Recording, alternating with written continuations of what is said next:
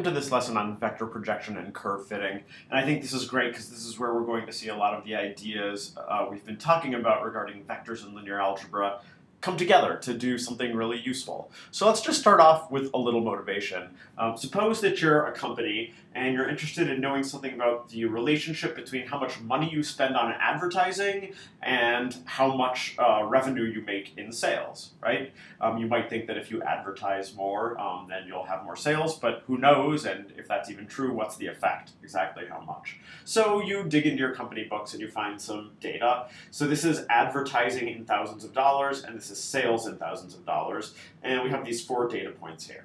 And the first thing you decide to do is you go ahead and you make a plot of the data just to see what it looks like, and it looks something like this, okay? Well, clearly that data does not look like any immediately discernible pattern, but it kind of has a, upward trend as you go this way, and you wonder if you could describe it decently with a line. Maybe some kind of model like sales equals some constant times advertising plus another constant. Now, this, of course, on the right-hand side, this is the form of a line, right? So here, this is the dependent variable, this is the independent variable, and m, and I've called it c here, are the parameters. This is like the slope and the y-intercept. And what you would like to know is if you assume this model, which values of slope and y-intercept do the best job fitting the data. So the first thing you do is you go ahead and you just plug all of your data into the model. So you go ahead and you take the first data point and you kind of take it and plug it into this equation, and you get a is 3 here, so 3m plus c equals 105, the value of s. That's this equation here, 3m plus c is 105. Then you do the same thing for the second, third, and fourth points, and you get this, and this equation. And then you say, well, I'm an awesome calculus student, and I know how to use linear algebra to write this in a different form, so you kind of look at these first terms here, you pull an m out of them, and you write these numbers in a vector. So m times the vector 3, 4, 5, 6. These terms all have a c, so you do plus c times the vector 1, 1, 1, 1, equals, and then the vector that has these right-hand side numbers here. And then you can recognize this as a linear equations problem like you've been studying. And what you're really asking is that given this target vector, okay, can we get there using this vector and this vector? And if so, like how many steps of this vector and how many steps of this vector? Okay. Now, you can also use your kind of background knowledge of the geometry of vector spaces to think about what's going on here. Since these vectors have 4 entries, you think of the world as being 4-dimensional. Here, you have 2 vectors that you can use to walk around that 4-dimensional space. Just by looking at them, it's clear that they're linearly independent. One is not a scalar multiple of the other. So you have these 2 linearly independent vectors. Those things span a 2-dimensional object that's a plane. But you're in a 4-dimensional space. That's not very much of the space, right? It's like asking if a point takes up most of a 3-dimensional space. Clearly not. 2-dimensional object in a 4-dimensional space is peanuts. So when we ask the question, can we use these vectors to reach this target, the answer is very likely no. So probably, I mean, we would have to check to be sure, but probably no solution, meaning there's no value of m and c you can choose to make this true. Another way of saying that is simply that these 4 points don't all lie along the same line. That said, given that we can't get to this target vector, can we choose the m and c that would get us as close as possible to the target vector using these 2 vectors? That's what this entire lesson is going to be about. We're not going to solve this problem right now, but this is why you're going to learn about vector projection, and we'll come back to solving this kind of problem. Let's go ahead and solve a simple vector projection problem. The simplest problem that kind of encapsulates the idea we want to have is one like this, where you have a target vector and you're allowed to use one other vector to try to reach it, okay? So the vector you can use to walk around is the vector 2, 1, I've plotted it here. The vector you're trying to reach, the target vector, is 6, 8. So we would like to write xu equals b, where the thing you want to find is x, the number of steps of u you take to get to b. Well, just staring at these vectors, you can see that you can't get to b using u. Okay, or looking at the plot, you can see that since they don't lie along the same line, you can't take any number of steps of u and get to b. the question we would like to ask is, what's the best you can do? Like, given that you can use u to walk around, how close can you get to b? And we're going to kind of solve this visually. I'm going to use u to walk around, and I think when I get right about here, that's as close as I'm going to get to reaching the tip of the b vector here. And a geometric feature of that is that if you connected these two things, this would make a right angle, right? If I stopped over here, I'm clearly not the closest. If I stopped over here, I'm clearly not the closest. This is the closest point, and geometrically, by definition, when you're at the closest point, this angle is a right angle. And we're going to use that fact. We need to label a couple of things first. So one is that this was the vector u, but this whole vector here that got us to the closest possible location, okay, this whole thing here is xu, right? It's after you take x steps of u, you get here. We still don't know what x is. We have to solve for it. Okay. The other thing I would like to label is the this segment here. It's like the distance, the difference between where we were trying to get to b and where we actually got to, which is xu. And this is called the residual. We often denote it by r, and it's what I just said. It's the difference between the target vector and the location that we were actually able to get to using the vectors we had to walk around. And just using this picture, we're going to write down two relationships, right? So one thing is that xu does not equal b, right? Because xu does not reach our target, but xu plus the residual gets us to our target. If we walk xu and then we add on the vector r, then we would get to our target.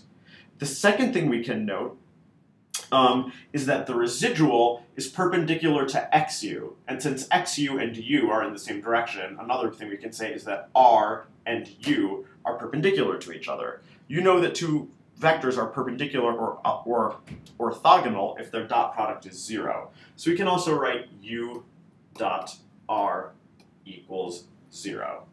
Okay? Now we want to somehow use this information to solve for x, and there's a trick you can do, and the trick is that we're going to take this first equation here, equation number 1, and take the dot product of everything in that equation with the vector u. It's kind of like how if you have an equation in algebra, you can add 3 to each side, or you can multiply each side by -7. We're going to take the dot product of each side of this one, equation 1, with the vector u. So we're going to have u dot xu plus r equals u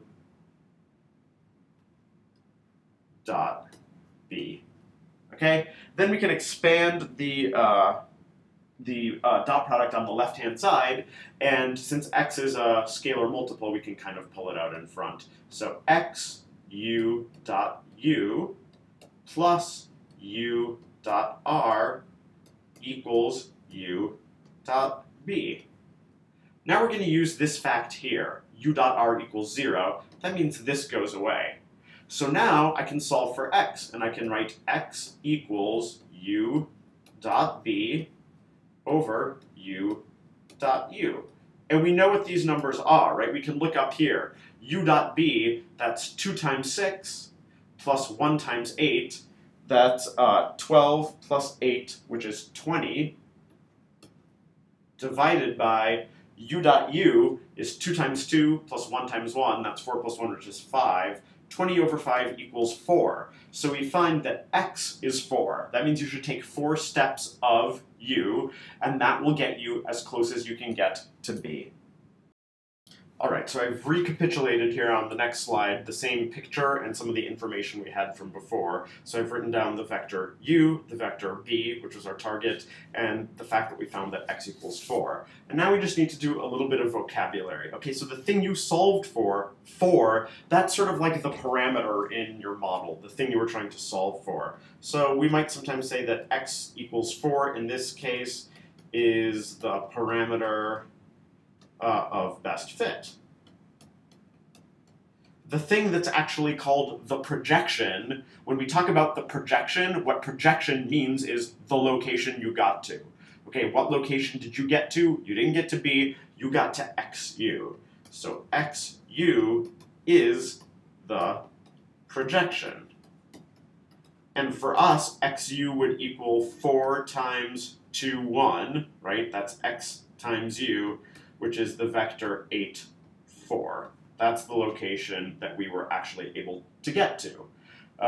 We can, again, look at the residual. So the residual r is the difference between the target, b, and the projection, the place we got to. And so for us, that's 6, 8 minus 8, 4. That gives us negative 2, 4. Something else we'll often talk about is the length of the residual, right? The length of the residual tells you how far away were you in the end, right? What was the distance, what was the gap between where you ended up and where you wanted to get to? So to find the length of that residual vector, you can recall that the length of a vector is the square root of the vector dotted with itself.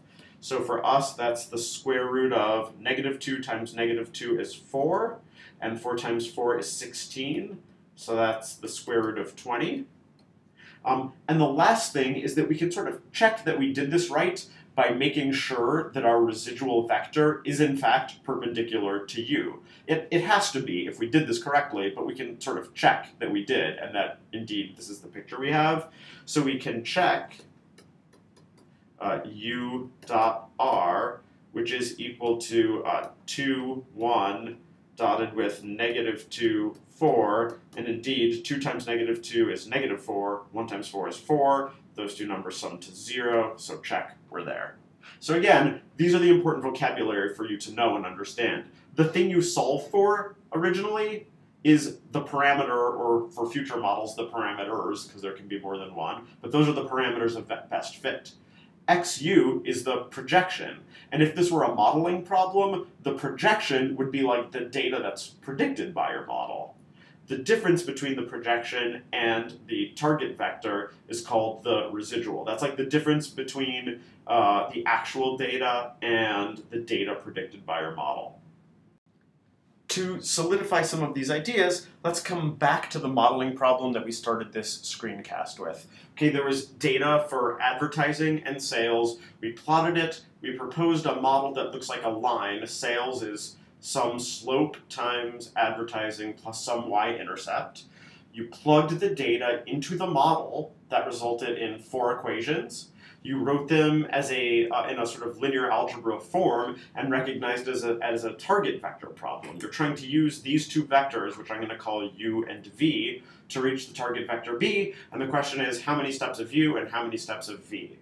Now, the world here is 4-dimensional because there's 4 entries in these vectors. We can't really picture that, but I can still draw it schematically, okay? So u and v are linearly independent. They span a plane, and so I'm just gonna pretend that it's this plane here, kind of this horizontal plane, and u and v are vectors in the plane, and let's pretend the target vector is somewhere up here.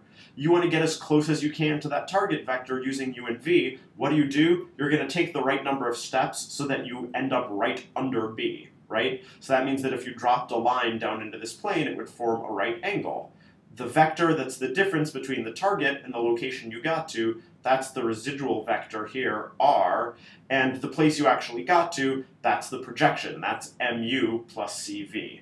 So I'm not going to solve this problem for you because in fact you're going to learn in a later screencast how to use a computer to solve this, but I'll tell you that if you do vector projection correctly, you're going to find m is 16.5 and c is 54.5. Okay, so those are the parameters of best fit. You found the number of steps of u to take and the number of steps of v. Those are the parameters. Those are actually the parameters up here in this line. Okay, then we can talk about what's the vector projection. The vector projection is the location you got to. It's mu plus cv with these values of m and c, right? So it's 16.5 times 3, 4, 5, 6 plus 54.5 times 1, 1, 1, 1, and that turns out to be something like 104, 120.5, 137, and 153.5. And this vector here, this is the actual projection. Okay, Another way of saying that is that these are the values that are predicted by the model. Like the numbers this contains is the slope times the first value of a plus the y-intercept.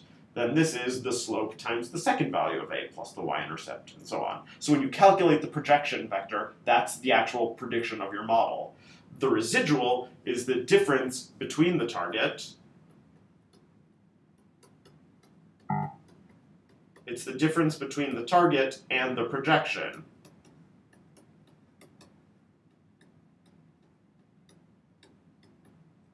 And you can calculate that. We won't do it here, but you can calculate it and find its length to give you some kind of sense of how close you got, okay? And so this is vector projection, where now there are two parameters, more than one parameter that we wanted to fit. The next thing I want to do is just talk about models and nonlinearity and linearity, because a lot of the times this language gets confused. So far, the examples I've used, the models that we've had in mind that have led to our vector projection problems have been models where the dependent variable is a linear function, it's a line in terms of the independent variable.